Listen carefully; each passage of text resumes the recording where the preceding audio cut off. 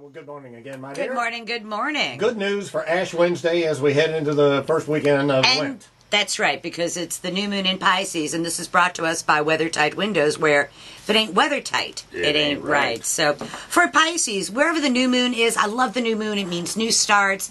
It gives you the opportunity to put a bunch of things into motion and have them grow over the next 14 days or so. And so with that in mind, for Pisces, it's about the Pisces getting what they want, getting their wants and their needs met. Normally, Pisces is a very giving kind of sign where they're concerned about other people, trying to make other people happy, and they think, if I try to make other people happy, they'll try and make me happy, and it doesn't work that way. So for the next 3 weeks at least, Pisces are going to be advancing their own interests, and they're represented by a creature that has no vocal cord, so it's very difficult for them to articulate what they need, but they will have no trouble doing that over the next 3 weeks or so.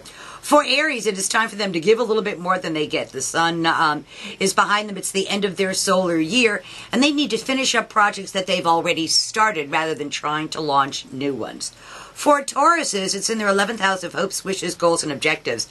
And Tauruses are going to be working on a group project, or it will take a group to advance the Taurus's interests. So this is not a time for Taurus to go it alone. It's a time for them to participate in a group effort. And their female friends will be better to them than their male friends will be. There you go, Pat. Yeah, exactly. For Geminis, this new moon is at the top of their chart in their 10th house of career and public standing. And Geminis are in the process of reinventing themselves, of transforming themselves, and making something new of themselves. And it's going to reflect in their lives professionally. And I say to Geminis, whatever the boss wants, say okay and give it to them instead of arguing and fighting. For Cancers, legal, educational, important matters at a distance are favored all of this month. And Cancers get either the news that they've been awaiting, the word that they've been awaiting, but there is some sort of permission that they're waiting for, and it comes over the next 2 weeks or so to let them then go out and do what they need to do.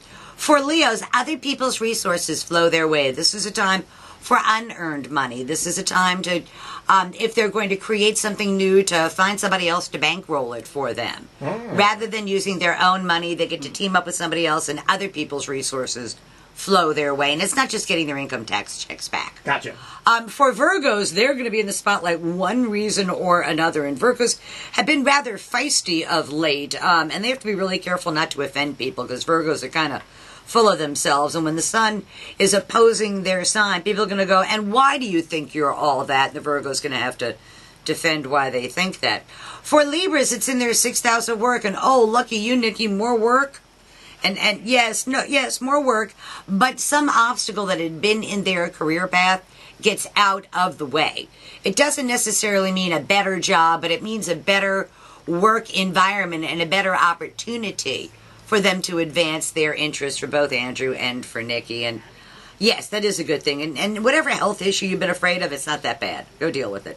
For Scorpios, they just want to have fun. This is all in their 5th house of love affairs, amusement, sports, children, and quite honestly, not going to get a lot of work out of Scorpios over the next 2-3 weeks or so. This is their favorite time of year to play and indulge themselves. For Sagittarians, they are sticking fairly close to home. They are done with the running around and going everywhere and doing everything. They've got a lot of things right around their home that they need to deal with. If there's going to be a party, it's going to be at your house. Well, there's no place like home.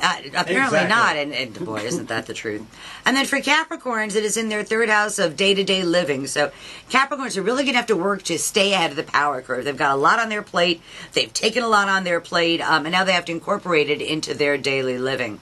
And then for the last sign, for Aquarians, it's about money, and it's about earned income. And money either falls out of the sky, they get an opportunity to make more money.